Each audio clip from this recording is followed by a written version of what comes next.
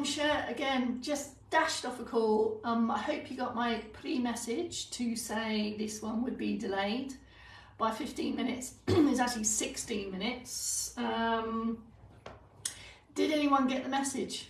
Is anybody there?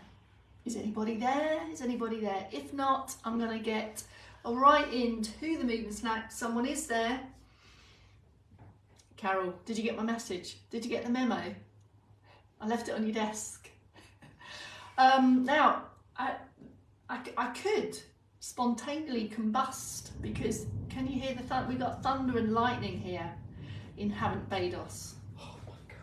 Proper thundering, proper lightning. So you got the message. That's good to see. So if I disappear, it's because there's been some kind of shortage. I don't know. Is that right? Outage. That's what I meant. Not a shortage. An outage. Have you got thunder and lightning where you are? I can see Chris is in, CK's in, Super G's in. Took a bit of finding. It was because I was a minute later than I said I'd be. Super G. So I think I'm just gonna. I'm not gonna come. I'll try not to spontaneously combust. Oh my goodness. What with toast-based injuries, potential lightning. We've had ruggage as well again today. Mum and I have been doing a fair bit of manual handling of furniture, rug replacements. You haven't lost the plot, Christine. No, you haven't. It's 15 minutes delayed. If you were thinking, crikey, time slowed down, is it 4 o'clock? It's not. It's actually 4:20. Thunder and lightning, very, very frightening. Galileo, Galileo, Magnifico, that one. I'm just a poor boy from the poor family. Da da, Folly's monstrosity, that one. Easy come, easy go. Right, I'm going to stop now. I'm going to stop. This your fault, George, for getting me off on that. Right, 4 p.m. movement snack at 4:18. Wrong shirt, sorry, not Wallace and Gromit, the wrong trousers, the wrong shirt. I was on a call. I thought I was going to have time to flip it out and flip it on, but didn't. It's day 3 of this week's sway, starting with some Cert Boost. I'm still on the rug and still in socks. Pick your position. Just move my stuff over there. Chair to hand if you're going to go for some seated options. External support to hand. I'm in socks. You might not be. What you have on your feet is going to relate to your floor surface and all those considerations. Can I assume that feet and safety is sorted? Pick your position for more upright and active postures. In sit or in stand. If you're in sit, have a hip walk forward, come up into active sit. Weight even across your buttocks, squeaky chair. And either start with the top end down if you're in sit. You could also start with the top end up if you're in sit. And start steady in stand. So pick your position, up or down. Where would some external support best be placed to either have you feel more confident or give you a little bit of extra stability so you can think more about movement of this march, keeping the knees low, involving the ankles, feet and toes. Even if you don't yet feel ready to take some deeper breaths, take them anyway. Go on. The oxygen will all find a place to go. It's all very welcomed. So in addition to the supporting parts, the moving parts, and waiting for that general feeling of needing deeper breaths, put them in anyway. Make it happen. Extra oxygen to the brainage is always a good thing. Then we can start to build in the other moving parts. It's a kind of a relaxed activity, not so relaxed that we're flopped. So we have this active tension, but not so tense that you can't move. It's a bit of a conundrum perhaps. Rhythmically moving in a pace and speed that's comfortable for you, just to have a flurry of activity whilst maintaining upright postures, whether you are in sit or stand. Here you go, there's your seated option. Extra squeeze on the back end, So it's not all happening in front of you. We're trying to build range of motion around the shoulders and meaningful moves at the foot end, also feet, activating the muscles in the calves to help it push the blood upwards. And then when we have this low march, you've got extra movement around the hips as well. Arms and legs together. It's going to take some coordination. So there's a lot going on, but it should feel comfortable and doable.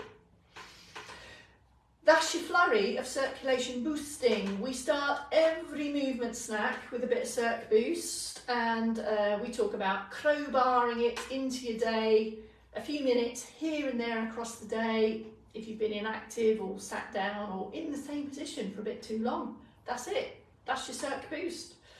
Okie dokes, take a pause, I've done it again, and okie dokes. That's part one of the movement snack. Part two is the sway, or certainly at 4 p.m. I'm going to push up to stand, just create a bit of room there. This is where we got thus far. I'm just going to stick on where we were yesterday on this at the moment. So here's how, oh, hang on a minute. I was just about to launch into last week's, I forgot we'd moved it. Here we go, yes, I just remembered what it was.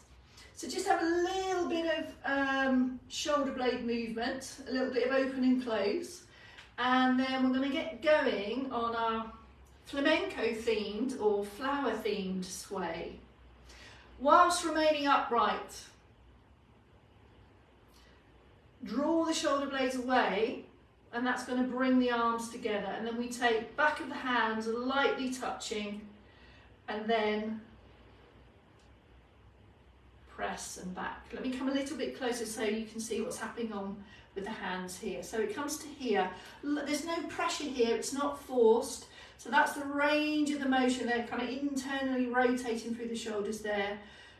Light touch or close to. So it goes here and then up through. It's like the hands roll round and roll off each other there. So as if you're tracing back of the hands to the palm of the hands and then press. But then we make more of it. If you want to, having said I'm not going to add any changes, add a little knee bend sit there and then there. That one again, a little bit of knee bend if you want. Back of the hands, roll through, press up. The second sock roll, as we call, the palms come together and swoosh up. And as if you're looking into a book, open the palms and then continue all the way around. And there we go again. So it's still the sock roll, but the start point is different. Let me come closer so you can see. Draw the shoulder blades away, that brings the arms forward. So it comes here, and then we roll around the back of the hands to the front and back. Extra squeeze, and then swoosh the hands up. This time open to look in, and then around. Both of those versions together, sit or stand, is exactly the same for now.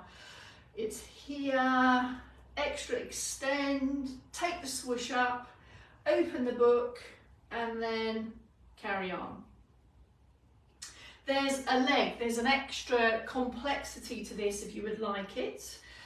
To just feel whether this is right for you. It does involve a forward step and a back heel push off. So it involves that action there. So just have a quick rehearsal of your steppage. When you do step forward, if you need external support, probably means you're not ready for this, this edition just yet. But it could look like this, all in together.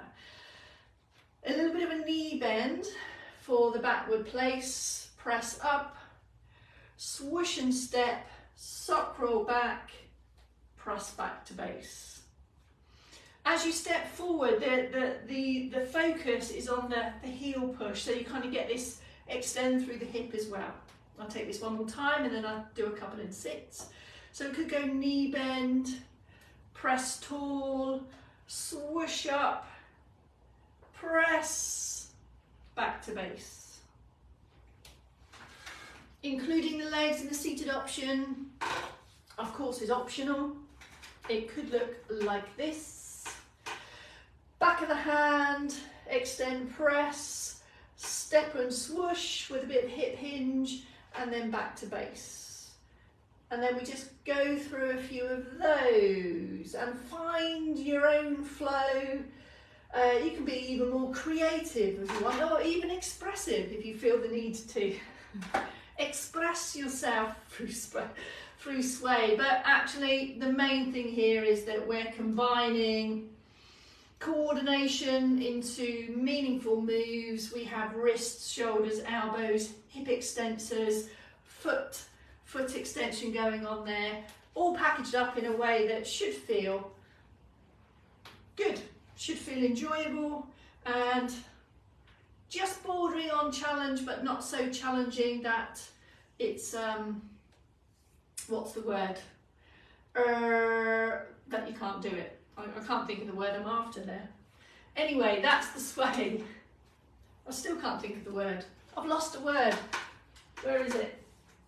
It'll come to me probably about 3 o'clock in the morning. All right, let's move into stretches, folks. Chest stretch. This is part 3 of the 4 PM movement stack. Chest stretch position, squeeze back. You might want to fix your hands on your buttocks here or the back of the hands there. Just get that feeling of lift open and stretch the chest muscles. Couple of those in and out. Squeeze and stretch, helping with upright posture, balance, breathing, arm movements. Go for a little bit longer hold if you would like to. All of this is comfortable for you. So here's my demo, here's the offer, and then have a go, see how that feels for you. Work within ranges of motion and holdy durations that feels right for you. That is your chest stretch. Back of arm stretch. Sit or stand position. I happen to be on one knee just so that I can be a bit closer so you can see what's happening. With your upright posture, so engage your posture muscles, a little bit of tension here, helping with that support, and have a progress check in with your range of motion of your shoulders, side ahead, back ahead, base of neck, just to get the shoulders moving, and then go into that stretch and hold position. Head is still, elbow is at a height that's comfortable for you. Slowly in and slowly out of that. Same on the other side. Can you feel this feeling of stretch and tension on the back of the arm? It might not be that your elbow is at that range, it might be lower. Just work. The most important thing is just start. Aim for it. More frequent, regular movements, rehearsing movement or keeping the joints moving specifically in this way will bring improvement over time. Third stretch. Stretching the sides of the trunks needed for push, pull, carry, turn, rotate, lifting to higher places. So keeping the movement in the trunk. It's essentially this movement here with a bit more, with a little bit more thought around what's happening to your supporting parts and adding progressions. Here's how it might be, some options. You could take support of the arms, press the shoulders down, raise the arms to a point that's comfortable for you. So you've already got a bit of extra stretch down the sides, and then have a shift to one side and slowly come down. Now, it might be that that arm raise brings you to here. You can still do it. You can do it at any range of motion here. Just bringing in the arms brings in that element, that kind of relation to life in that. If you want to bend or reach, it's probably because you want to get your arms somewhere. It could just be mobilising in bed at night, for example. Here's some other options. If you're in stand, perhaps take a wider stance, have that support, take the bend there. And you can hopefully see and feel where that stretch sensation is coming from. Other options could be arms out and down. It may be that it doesn't involve the arms at all, just stretch and then stretch. Slow, slow, slow, nothing fast.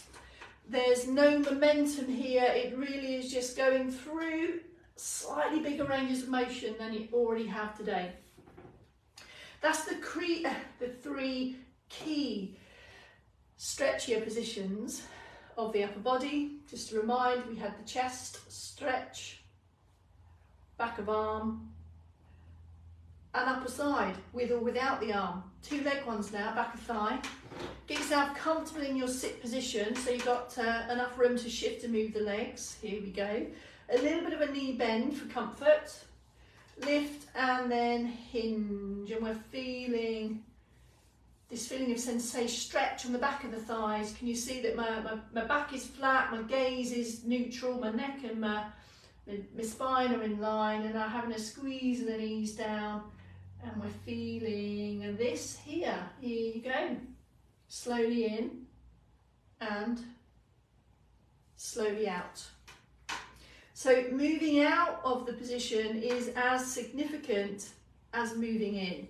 So it's the same ease in, feel the stretch, stop at a point that's comfortable for you, that you can hold it a little bit longer, and then slowly come out. So don't give up on it too easy is what I'm saying. The return from the stretch, return of the stretch. It's a Hollywood blockbuster. Return of the stretch is as significant as the prequel of the stretch. Oh my goodness. All right, calf stretches to come.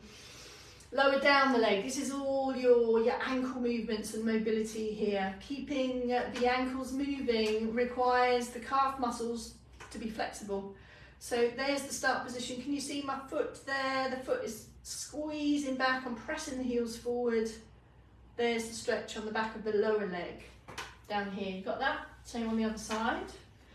Now when we do this in sit, we do rely on the mobility of the ankle to allow that stretch to happen there. Like, I need that movement in my foot to get that stretch. Or it might be that just by lengthening the leg, coming up a little bit taller, that actually you feel a feeling of stretch across the whole leg. It depends how familiar you are with this stretch position. So it might be just taking your time, straightening that leg, taking a pause. This alone might give this feeling of stretch. If it's something you do regularly, it's not going to be enough, and you'll need some extra movement in the foot here. It's very individual. Movement is very individual to each of us. Depends on our history and what we're used to doing. We get results and gains when we just nudge along, doing a little bit more than we're ordinarily used to. That's where the progression comes from. Here are your seated options on this one. If you're confident in stand, with or without external support, you're going to get even more benefits from a standing calf stretch. There's the start position, lower the heel down. You get the calf stretch down the back leg, and you also get a hip stretch in the front here. So you get a double whammy. As you lift the heel off, the stretch will ease off. As you press the heel down, the stretch feeling will increase. And you might want to do that slowly. You might want to do some off and ons there. You might want to take a half a step in, and then just take a bit of a bend there. So the knee goes just towards the toe. Keep the heel down, and you'll start to feel that feeling of stretch lower down. If you imagine doing this stretch on a slope, you might have a slope, or just easing your foot off the end of the bottom stair, just lowering the heel a little bit more than it used to is going to bring on this feeling of stretch down in the lower leg. And to do the other leg, of course, change where that external support is, set up the support, set up the position, and there, making the most of that movement, double stretch position. And you might want to just put in a few of the others as well as you go. If you don't need external support, don't use it. So just work your way through that, and you might want to do a bit of a sock roller. You might do a little bit of that, and then crowbar in a calf stretch as you go, and then you might hold the calf stretch and then take a leg change perhaps as part of the sock roll. How about that? Just thinking aloud there I was. Okie dokes, that's it folks. Need to head down to Plymouth now. Oh, it's pouring the rain here. Right, who's going to catch up? Margaret's going to catch up. Sandra, good to see you. The weather is absolutely shocking. I will see you tomorrow for the 4 p.m. from somewhere, is all I'm saying. It'll be down Plymouth End, probably in that hot storeroom of last week. That's probably where I'm going to be. So I'll see you tomorrow from somewhere, and you'll see Kels at noon and Dave at 8. 3 movement snacks a day, roughly 45 minutes. 45 minutes every single day. Did you get to see the lightning there? That's significant. Additional moves every day. Anyway, that's it. Thunderbolt and lightning. It's very, very frightening, George. Bye for now, folks.